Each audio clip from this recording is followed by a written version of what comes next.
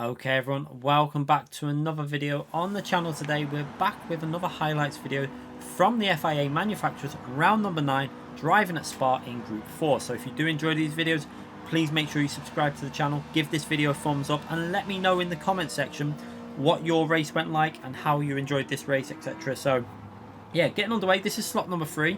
We've got 2 separate races to show you. First few races really qualifying were awful, and this one again, qualifying did not go so well. So starting all the way down in P17 for this race, which is not ideal with the way the combination was.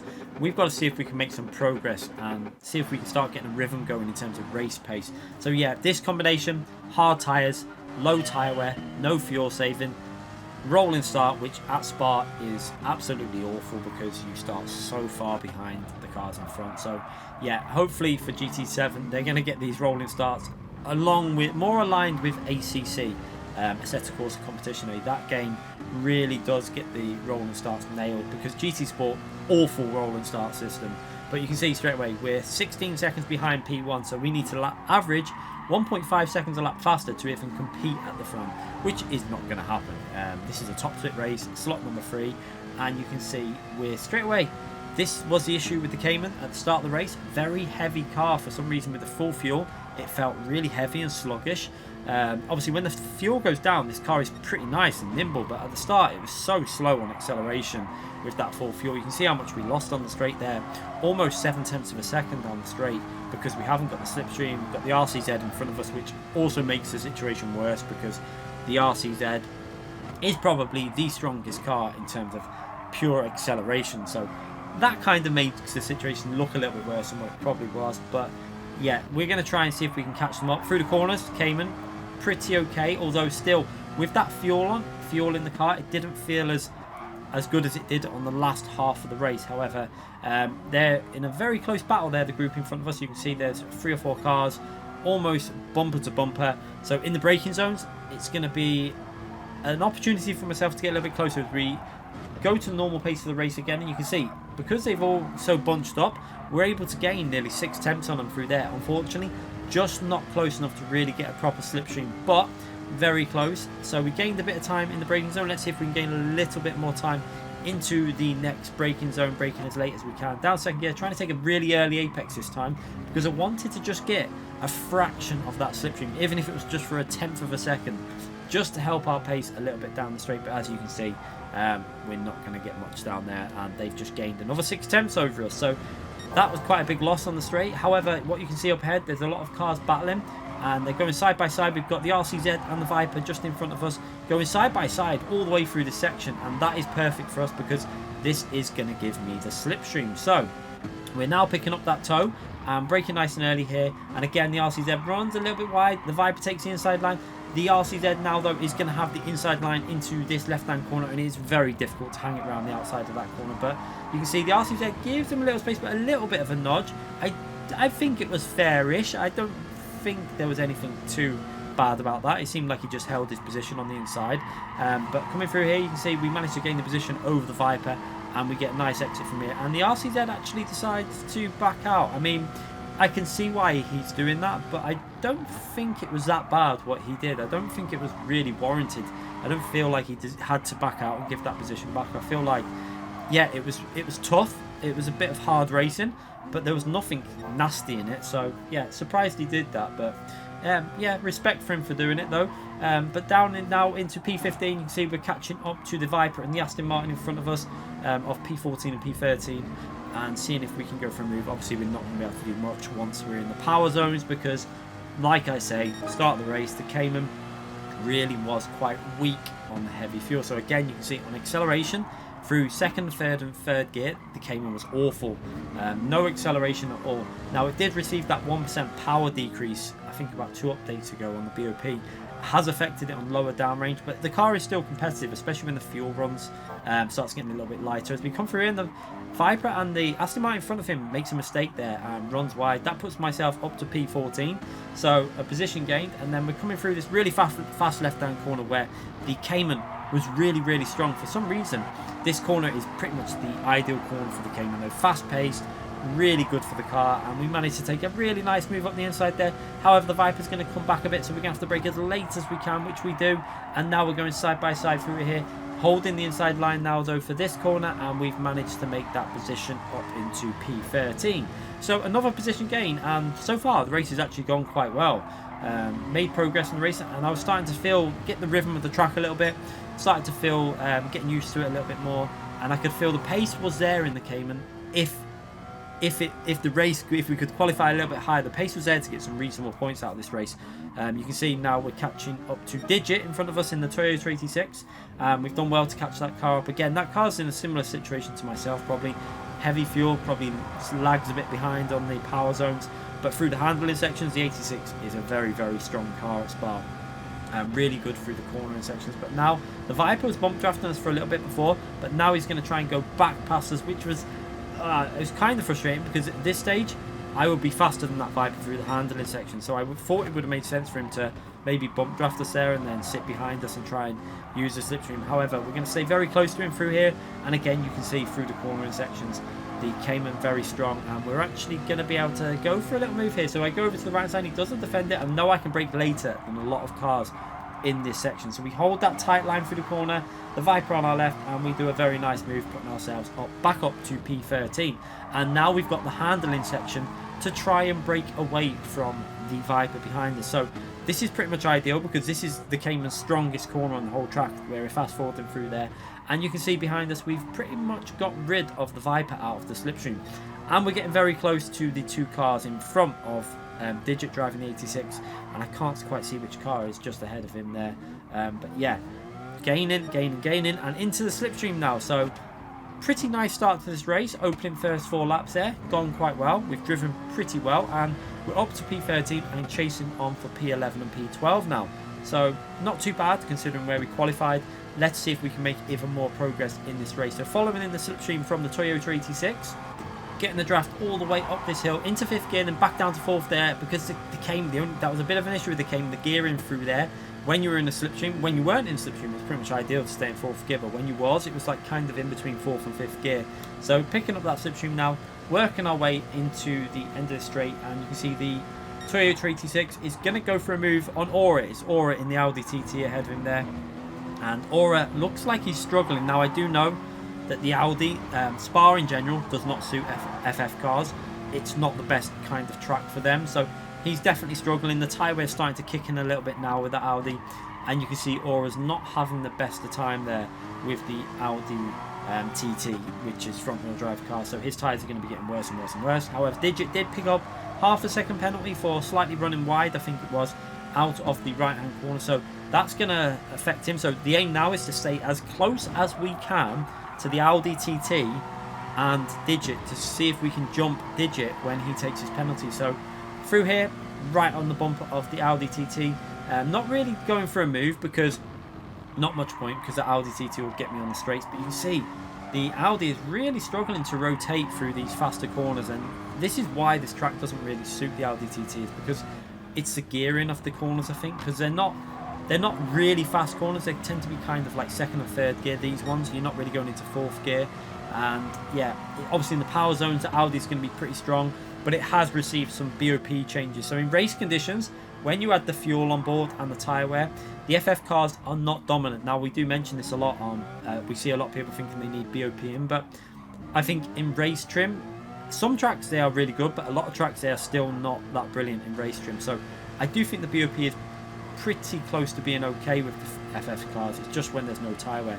So Digit now taking his half a second penalty, that's going to drop in behind me, and now I've got the slipstream to the Audi, and the Audi has not got any slipstream at all. So let's see if we can find the way past. And again through here the Audi does seem to be struggling. We got a nice little rhythm in the Cayman through there, onto the power as early as we can. We're going to try and go to the right hand side and see if we can send one up the inside, and it doesn't look like the Audi TT is going to even defend this. I think he was quite happy to, I think Aura was quite happy to let us through there and just get into our slipstream and basically use my slipstream to help his pace in this race. But you can see again through the handling section, that is the ideal point to overtake a car for the Cayman, because if you get past there, then you've got this really nice handling section where the Cayman is really strong, carries a lot of speed, and you can try and get away from that Audi TT. But looking up ahead, we've got another car with a penalty. We're up into P11, and yeah, we're close to P10, but you can see they're in a slipstream, so it's going to be a situation of it's going to be very difficult to catch them. So we're going to fast forward the action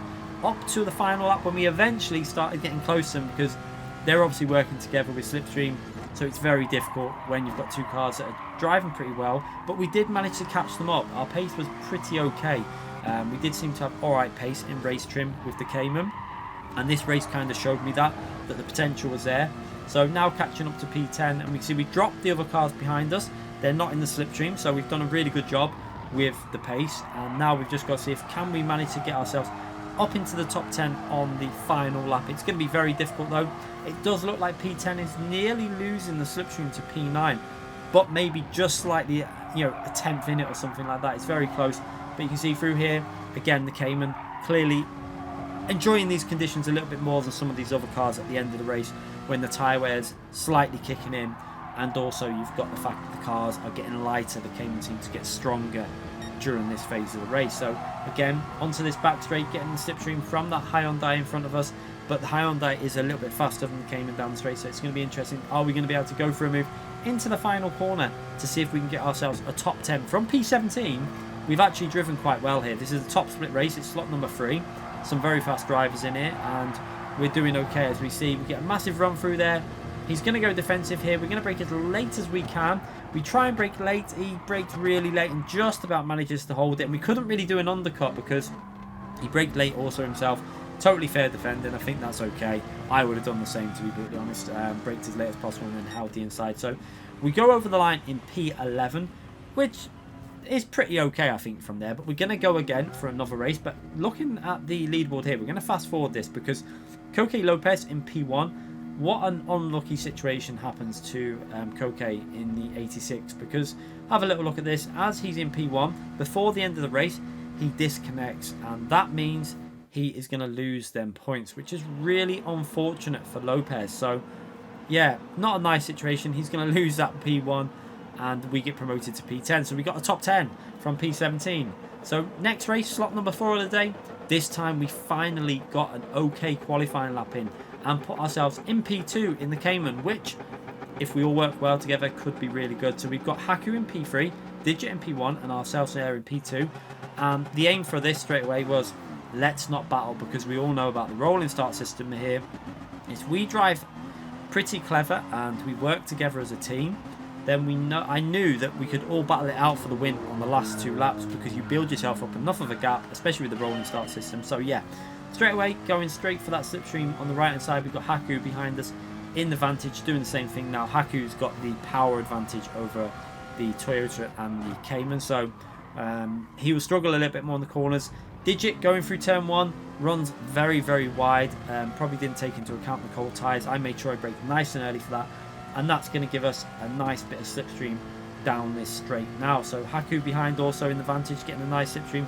And now through here we've also got cold tyres again, so you can see I actually give it a little lift there and then just about make it through there without a penalty. And luckily for Digit, he was very close to getting the penalty there, but also manages to make it through. So now we're not going to overtake, because we're going to try and work together here. So this is what I say about racecraft in races. Sometimes there's no point fighting each other on these first laps, because if we start fighting at the front of this field, all that's going to happen is the cars in P4, 5, 6, 7, 8, 9, they're all going to catch up, and then you're going to make it a much tougher race, because everyone's going to want to be towards the front of that order. So yeah, I wasn't going to battle Digit. I kept flashing him to making sure I think he was aware that we're not going to fight him. We're going to, you know, play it safely, and we're going to try and get away from the field, and then we'll fight it out at the end once we've secured a podium from this race. So points for this one were about 340 something.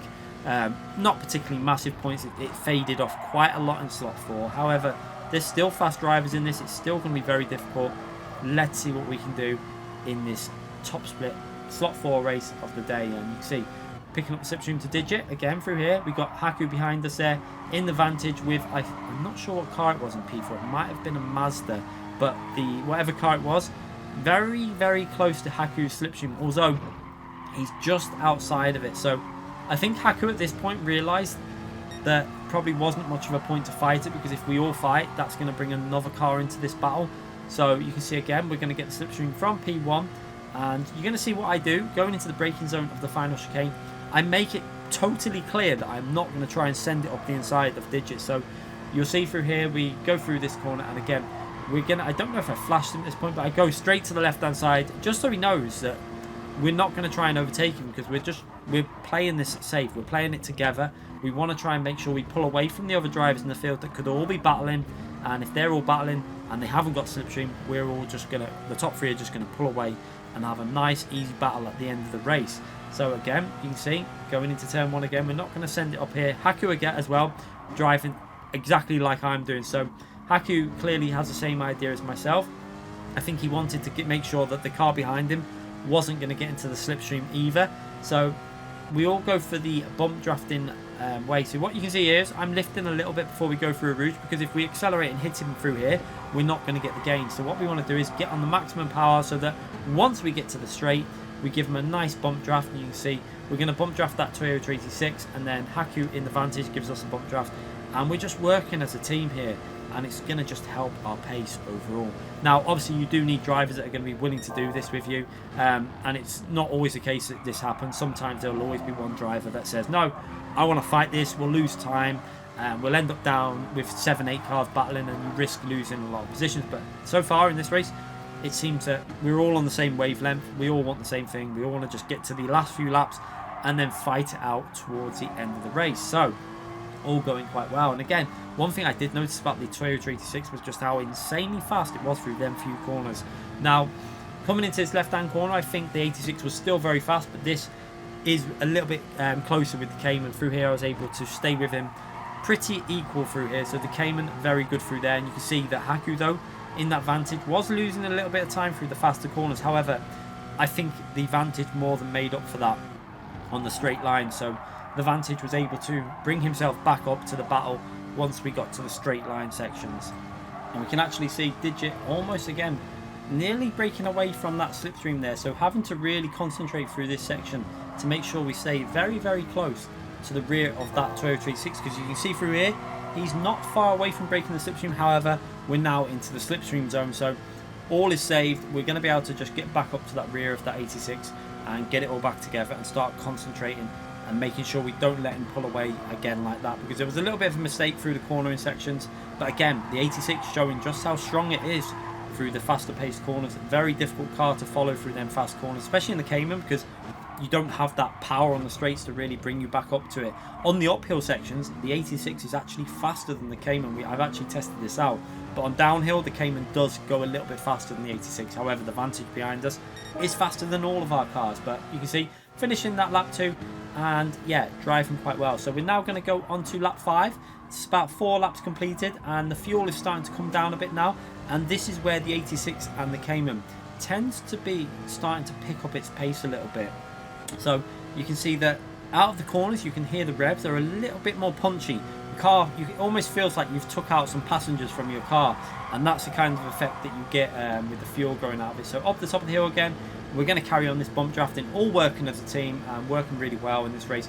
And again, this is really good that we're doing this, because this secures yourself a top 3. You can see in the bottom right corner on that replay camera again there, where we're starting to pull away from them other cars, and they're outside the slipstream range.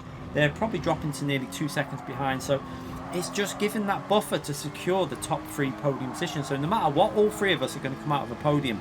And this is where, you know, driving sensible. I talk about it a lot with racecraft and working together, and then, you know, fighting out in the last few laps, because if you build yourself up a gap, then you've got room to fight at the end. If you don't, if you all fight together, as we look in the mirror there, and Haku is having some severe connection issues.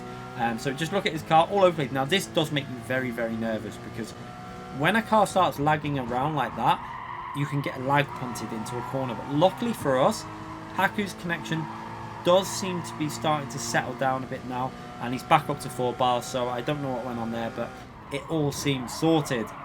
So he's still in the race, and we're not at worry of getting punted by him at any point in this lap. So again, just following through, fast forwarding the action. You can see with the lap times, we're going purple here. The cars are starting to become a lot better now, and we're over the line on the low 28. And yeah, every lap's just going to get better and better really now, even though the tyre wear is starting to come into play. Now obviously the Toyota 86 does have the best tyre wear out of all these cars in this battle. The Cayman not far behind. The Vantage will suffer a little bit more with the tyre. So through the fast corners, the Vantage is going to start suffering a bit compared to these two cars. But we need to just keep bump drafting Digit, again through turn 1. Runs a little bit wide, losing himself a little bit of pace, but that means we can now bump draft him on the straight and then give him another bit of bump draft on this straight. And yeah, we don't have to back out going through that section. So again, Haku also bump drafting us, and this is all working out really well in this race so far. And like I say, you really do need 3 people that are willing to do this. Up until the later stages when you can start battling out. If you have one person that's not willing to do it, all that's going to happen is you're going to let another 6 or more cars get involved with the battle. 1 or 2 will catch up, then you'll start fighting even more. Then another group will catch you up, and it's just a spiraling cycle. So it's always good when you've got 3 drivers that are all in the same mindset, working together.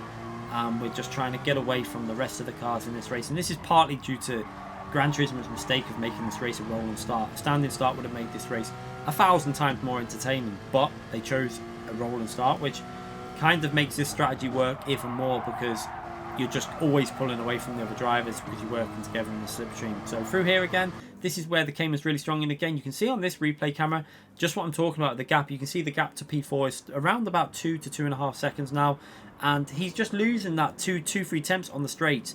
Again through the corners, I think that we were actually starting to pull away a little bit more at this stage of the race, because our cars at the front, the 86, the Cayman, probably a bit better on tyre wear, and it's all working in our favour the way this race is going. So just trying to keep it in the track limits, making sure we don't get a penalty, because this track was very easy to pick up half-second penalty, and just keeping in that slipstream of P1 as we again work in to complete another lap here now, and just following him into the braking zone again. We're not going to fight him into the braking zone, so again you'll see me going straight over to the left hand side once we come through this corner. So yeah, he knows we're not going to fight it, you can see that. And again, braking nice and early, making sure we don't hit someone, because this is the only issue with doing the strategy we're on.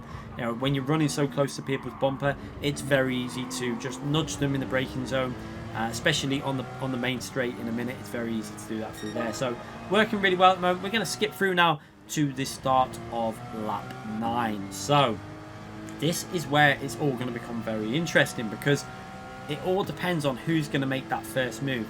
Now obviously the Aston Martin is possibly going to be the car that will go for that move first, because he is in the car, Haku in the Aston Martin is the car with the more power. So if he can get past, it's going to be very, very difficult for the 86 or the Cayman to actually work their way past that Vantage. So again, working our way downhill, this is going to get really interesting and very tense in this race on the final 2 laps. Going to give the Digit a little bit of a bump draft there, but as we have a look on the map, just look how well our working together has worked. You can see we've built up a huge gap to P4, I think around 4 seconds gap. So I think Haku knows this. You can see he's going to go for the move, so he obviously knows the gap to the cars behind, because he can see it on his Delta. We can't see, but yeah, we're going to have to go around the outside now, because one thing we do not want to do is lose the position to Haku, because the Cayman will really struggle to get past that Aston Martin. So again, all going through here, very clean driving, and all of us just about make it through there without any incident. Some absolutely brilliant driving between all 3 drivers. Let's just take a look at that again. So into a little bit of a bump draft there. We're going to go to the left hand side. Haku tries to go down through the middle almost. He backs out of that, and then we try and send it right round the outside, and the 86 just about manages to hold it all the way through there. We then get the inside line for that corner, but then the 86 has got the inside line, and we're just trying to stay as close as we physically can without losing that position to the Aston Martin Vantage. Some absolutely top class racing between all 3 drivers there. I really enjoyed that. And this is really going to come down to the final lap. You can see, so we now know that the Aston Martin is on the attack now, so we're going to have to be very, very cautious and make sure we do not lose that slipstream to P1, because we're now going to have to be very defensive minded. You can see Digit trying to break the slipstream there. We're going to make sure that we stay in that. Through here again, a Cayman very good through here, so wasn't really worried about losing too much time through that corner, because I knew the Cayman's very strong. You can also see in the mirror the Vantage does seem to be struggling on them front tyres, but I don't think he's worrying about backing out now. He's on full attack mode. You can see in the braking zones, looking up our inside. We've just got to keep calm, try and keep our position, and see if we can get into the lead for the final lap. This is going to be very intense on this final lap and a third or a quarter, whatever's left, as we work our way onto now the power section, where the Vantage again is going to gain a nice bit of time, but we managed to pull away a little bit from that Vantage there. You can see the 86 in front of us, very fast through that section. The Cayman as well, a little bit faster than the Vantage. And now it's all about the power as we go all the way up into the final chicane, and then we'll be starting the final lap of this 10-lap race at Spa that has been very calm, very well raced, good racecraft, and now it's all gonna kick off into this final lap, and let's see who comes out on top. Into the final chicane, trying to be nice and smooth through there, onto the power as early as we can. You can see the Vantage as well, very eager to get on the power there. A little bit of understeer from the Vantage as again we're going to go into turn 1. Can we go for a move? No, we're not going to be doing that, because we do not want to be in P1 going down this straight. We want to be in P2 really here. The Vantage behind us is in a very good position also, because he's going to have that double slipstream, and he's in a car that has got more power than either of us. So this is going to be very hard to hold that Vantage off, as well as trying to keep ourselves, give ourselves an opportunity to go for P1, so we get the perfect distance between ourselves and P1 for the slipstream. And we've got a really nice slipstream now, so we're going to go to the left hand side. He's defending that right hand side, and you've got as well Haku in the Vantage. He's going to go all the way to the left. We're now in the middle, and just look at the power of that Vantage. He's actually going to go past us there into the braking zone. We brake as late as we can and just about manage to keep it on the track. And again, we've now got to give the respect to Haku, giving him enough space on the track. Going to have to go wide through here, and we just about manage to stay ahead, and we can go defensive and then back to the racing line, because we don't need to defend. We've got the Cayman so much stronger on the brakes than the Vantage, especially at this stage of the race with the tyre wear. And yeah, we've managed to hold on to P1 and into P1 actually from P2. So now we've got to try and hold on to that. So let's see that action again on a replay camera. So following with Digit's car here, looking back at ourselves, you can see myself go to the left hand side, and we're going to go for the move, and then we have Haku, who's then going to go to the outside. So we're going to stay very close to Digit so that he can't go in between us. That's going to force the faster car around the outside, and then we see here Digit backs off nice and early. We brake incredibly late, just about hold it on the track. Great move by the Vantage, going back up the inside. We give him the space on the corner, and again through here, both of us brilliant driving, and Digit as well. Great driving between all three drivers again, and we managed to get the lead, and now we've got to try and hold on to this lead in this race. This is going to be the difficult part now. Can we hold on in the Cayman to the finish of this race? As we're getting through here, you can see nice and smooth through there.